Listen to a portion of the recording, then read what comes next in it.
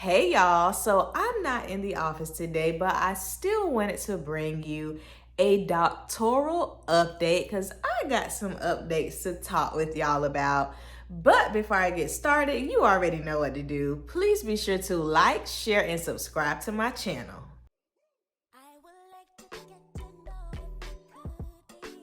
So if you're new to my channel and you don't know, I am a doctoral student.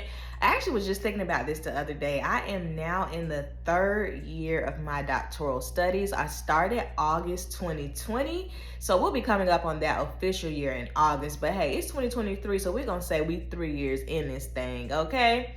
So I decided to go back to school in August 2020. That was like really kind of still like in the height of COVID. I knew that I wanted to get my doctorate degree, but I would have had to take the GRE. And then I think there was something else that I needed to do as well. But when COVID happened, due to it just being hard to do these things, the doctoral program that I was looking at, they, got rid of all those things. So I was like, yes, ma'am. I hopped on it and we've been going ever since. The first semester I took like a full load. I took 3 courses of 9 hours. Is a full load for graduate students because I actually got 1 course for free.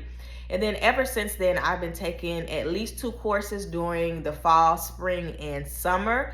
And this past fall, I actually finished my coursework. Your girl passed her oral exams and her written comprehensive exams, pushing me into doctoral candidacy.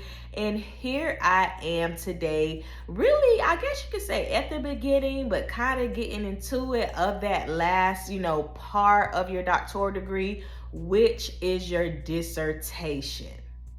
So I am currently writing my dissertation. I have written chapter 1 and I got that approved. There's a few minor edits that I have to do on that. Chapter 1 is really like your introduction, like if you will. And the minor edits that I have to fix are my just in-text citations. But my dissertation chair let me know that I could, finish that up and I could go into chapter 2. So chapter 2 is the literature review, y'all. Ooh, Lord Jesus, I need your power and your glory, okay? Chapter 2 is basically where you get into, looking at the information that's already out there and really synthesizing, or kind of like, it's really like a cool way of saying, inserting it all over your topic, to show how you're really going to add to the field. Now, the thing about chapter 2 is that it requires a lot of work, a lot of pages, a lot of time. It's like you're really getting into that blood, sweat, and tears portion. So I was already, I was happy to be able to get the green light to go to chapter 2, but I was just a tad nervous about it because I knew that, chapter 2 is a big deal. So in chapter 2, you are writing your literature review.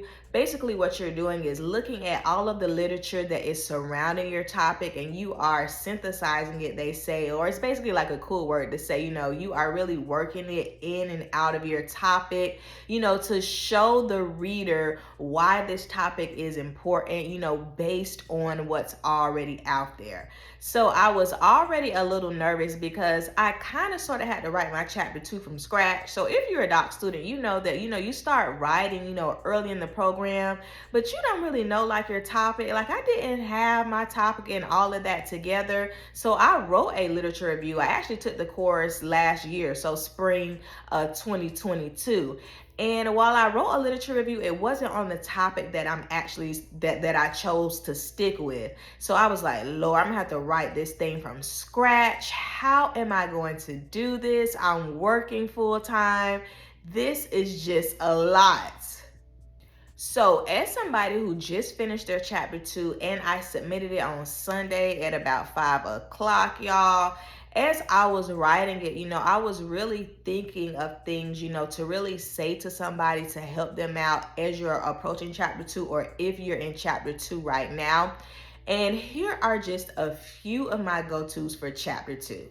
So first things first, I know this is like very cliche, but you have to get on a schedule, especially as someone who works full time. I understand coming home and not wanting to do nothing but relax. I definitely understand that.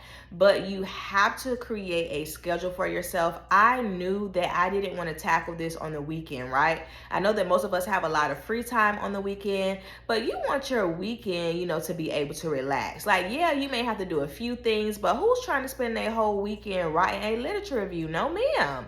So it is very important for you to create a schedule that works for you. So that may look like getting up early. Maybe you get up, 2 hours early to write for an hour in the morning.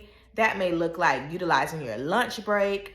That may look like, staying up, just a little later. Maybe you stay up to 10 o'clock or 11 o'clock, to have that hour of quiet time to write.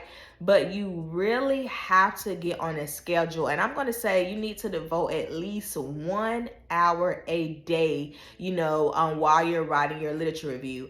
And really that is Sunday to Sunday. So, for a week or for however many weeks, you're going to plan for it to take you, you want to be writing for at least an hour a day. I know me, I wanted to have this thing done within 7 days tops, So of course you would adjust your time, say you want to do it for 30 minutes a day, then that means that you're going to have more days writing.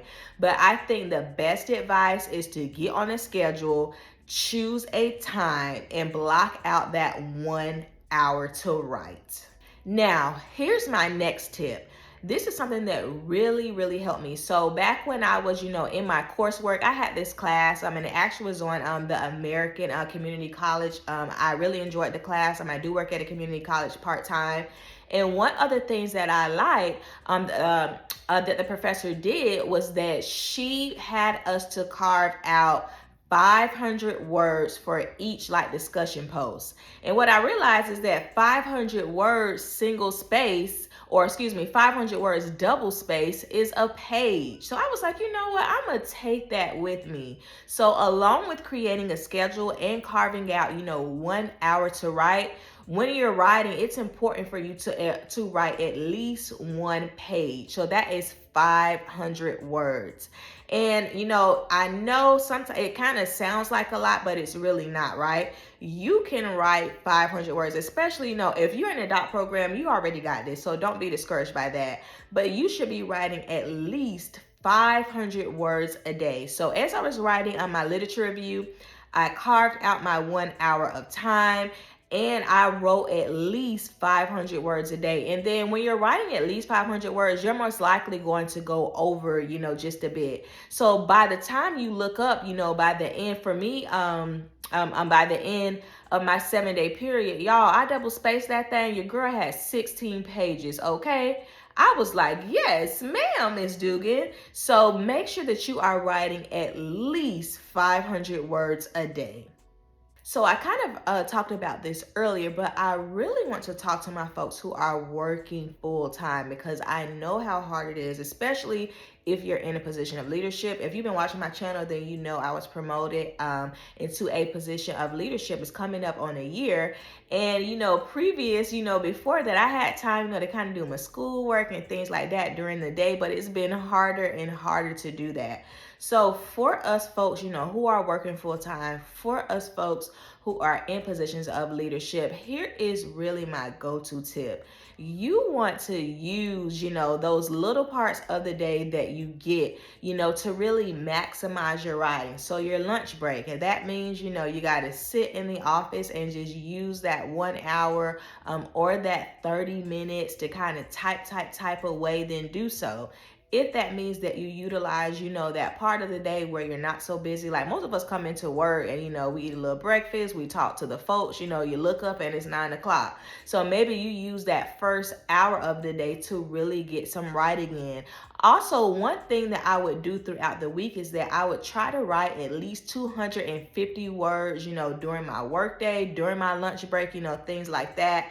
And then once I got home, I only had another 250 words to write. And it really just helped me to still have time for myself and to still get what I needed to get done. Now, if you are a doctoral student and you are in the dissertation phase, especially if you're in chapter 2, I want you to drop down in my comments right now and drop some pro tips for other students who may need some assistance. And I want you to head over to my playlist, My Doctoral Journey, and check out how my journey has been going. I'll see y'all later. Bye.